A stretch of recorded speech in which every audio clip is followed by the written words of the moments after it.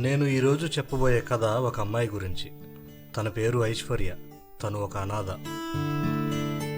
నాకు ఒక బేకరీ ఉండేది. సాయంత్రం అవగానే మిగిలిపోయిన బ్రెడ్ ముక్కలన్నీ అనాథ పిల్లలకు పెట్టేవాడిని.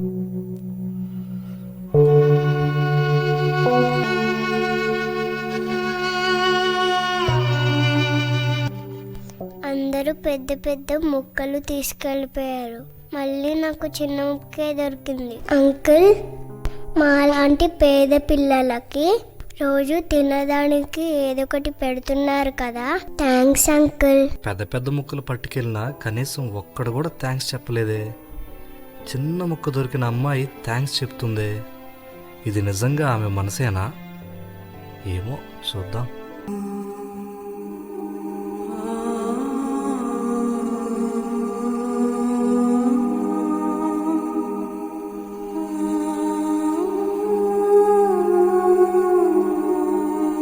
Uncle, thank you uncle.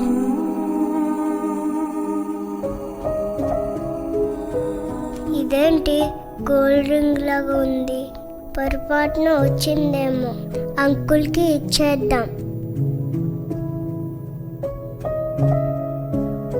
Uncle, పొరపాటున మీరు ఇచ్చిన బండ్లో ఈ గోల్డ్ రింగ్ వచ్చింది అంకుల్.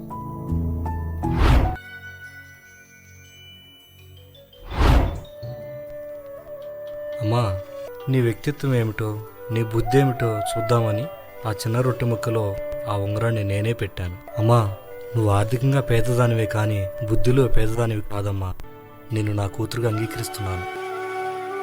కృతజ్ఞత అనేది ఉన్న స్థితిలో నుండి ఉన్నత స్థితికి తీసుకుని వెళ్ళే ఒక అద్భుతమైన ఆత్మీయ లక్షణం. Download ShareChat.